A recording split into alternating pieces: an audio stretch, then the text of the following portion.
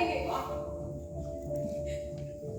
सुनो बन्नू, अगर तुम बाबूजी से प्यार नहीं करते तो मेरे से भी नहीं कर सकते। क्यों नहीं माँ? बिल्कुल नहीं, क्योंकि तुम सिर्फ मुझे मिलने नहीं आ सकते, क्योंकि मैं उनसे प्यार करती हूँ। वो मेरे जीवन है, मेरे सरताज है। मैं किसी को उन्हें छोटा नहीं करने दूंगी। फिर सोच लो बन्नू, वो तुम्हारे पिता हैं, तुम उन्हें वैसे इज्जत दो। मैं जानती हूँ कभी कभी उनके साथ गुजारा करना मुश्किल होता है, मेरे तो बेहतर कौन जानता है, लेकिन तुम्हारा दिमाग खराब हो गया। उनका अपना कोई ठिकाना ही नहीं, अपने ही घर में बड़बड़ाते फिरते। अंदर चरणदास ऐसा कभी नहीं करेंगे। चरणदास को वो सब नहीं झेलना पड़ा जो बाबूजी को, समझे? हजारों लोग रामदास कपूर से भी गई उसकी हालत में, मैंने खुद देखा है। तो चरणदास को तुम बात क्यों नहीं बना लेते? वो तो तुम नहीं कर सकते। बाबूजी ने दौलत नहीं कमाई, अखबार में नाम भी नहीं छपा, संसार के सबसे अच्छे आदमी भी नहीं है, फिर भी वो एक इंसान है और ऊपर से मुसीबतों के बाहर डूब पड़े हैं। हम उन्हें कुत्ते की मौत मरने के लिए तो नहीं छोड़ सकते ना, उसकी मदद करनी होगी हमें। तुमने उन्हें पागल कह दिया। मेरा ये मतलब नहीं था। बहुत से लोग कहते हैं उनका पुर्जा ढीला हो गया है, लेकिन उनकी असली हालत मैं जानती हूँ। वो आदमी थकान से चूर चूर हो गया है। एक छोटा आदमी भी उतना ही थक जाता है जितना ही बड़ा आदमी। कोई कंपनी में 30 साल काम करता है, उनके लिए नई नई मंडियां खोजता है, और वो है कि उसकी तनख्वाह बंद कर देते हैं। क्या तनख्वाह बंद होगी? पर हमको तो नहीं पता था। कैसे पता होगा? तुमने पूछा ही कब था? खुद कमा रहे हो ना, पूछने की जरूरत ही की है। पर मैंने कुछ पैसे तो दिए थे। पिछली दिवाली में 250 और कीचड़ पड़ने के 700। 5 हफ्ते हो गए, तनख्वाह बंद है, बस कमीशन मिलता है। तुम ना मनाड़ी की तरह। रामी के पिल्ले। जवान थे, काम लाते थे, सब खुश थे। उसकी उम्र के दोस्त यार दुकानदार रिटायर हो गए या मर खप गए। पहले एक दिन में 8-10 दुकानों पर माल बेच लेते थे। कभी भारी बैग निकाले, फिर रखते तो थक जाते हैं, चल तो सकते नहीं, बातें करते हैं। जो आदमी दिल्ली तो चलकर जम्मू पहुंचता है तो उनका कोई स्वागत नहीं करता, कोई उन्हें पहचानता ही नहीं है। जो आदमी जम्मू से दिल्ली चलकर बिना एक पैसा कमाए लौट आएगा, उसके दिमाग की क्या हालत होगी? वो अपने आप से बातें नहीं करेगा तो क्या करेगा?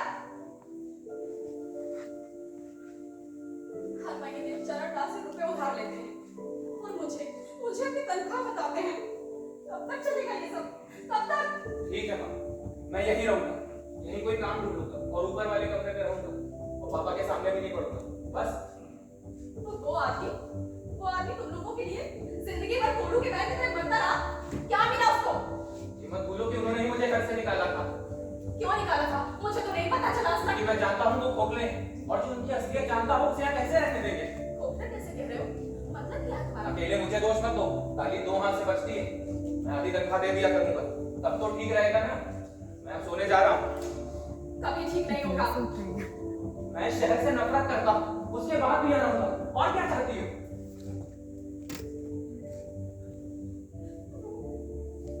तुम मरने वाले हो बन्नू। क्या?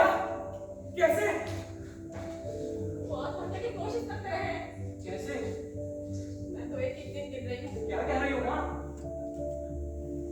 याद है मैंने लिखा था कि उन्होंने फिर एक्सीडेंट कर लिया है। तो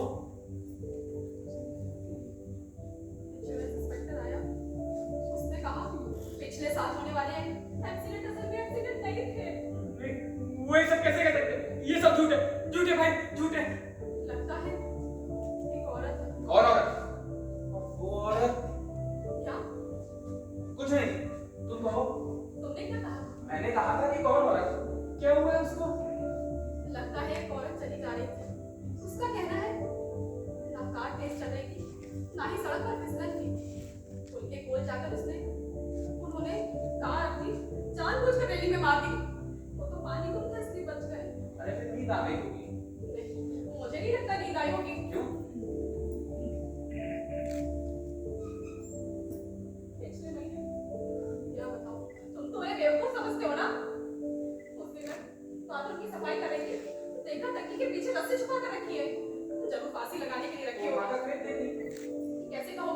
पकड़ी गई है। अब बोलो। ठीक है माँ, मैं यही आऊंगा और यहीं कोई काम ढूंढूंगा और उनकी देखभाल भी करूंगा। यार तुमने भी तो कामकाज को खेल का मैदान समझ के रखा है। अरे ढंग से काम करोगे तो क्यों नहीं होगा। मैंने क्या किया? जोकर बने रहते थे। अरे बाजार में लोग तुम्हें देख के आधा पाके कहा करते थे। भाग में जाए वो तो पापा का भी मजाक उड़ाते थे। इसने मेरा मजाक उड़ाया था। वो तुम्हें पापा को वो तो मैं क्या होता है? बाबूजी, वो कह रहा था कि मैंने सुना वो क्या कह रहा था। छोड़ो भी ना बाबूजी।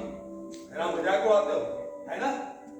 जरा जम्मू श्रीनगर जाकर देखो, रामदास कपूर कहते ही लोग अदब से खड़े हो जाते हैं। ठीक है, अदब से। मान लिया पापा। तुम हमेशा मेरी बेइज्जती क्यों करते हो? मैंने क्या कहा? कुछ कहा है क्या? उसने तो कुछ नहीं कहा बाबूजी। ठीक है, गुड नाइट।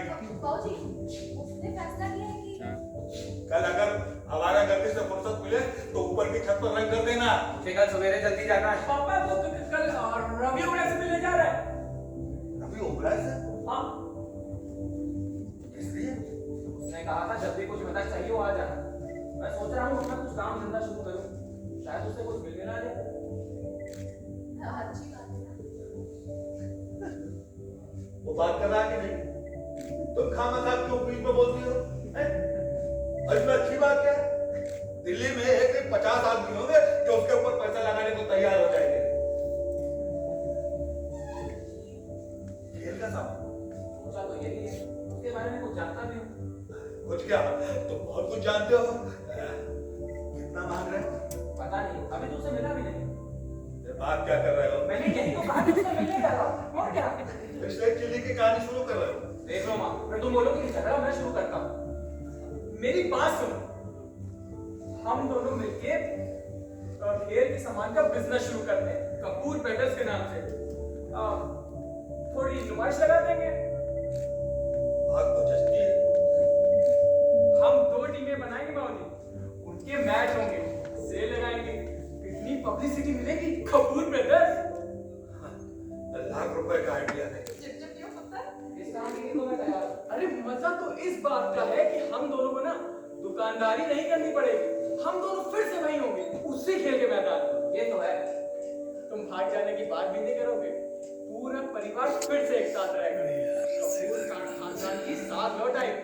तुम जो भी चाहोगे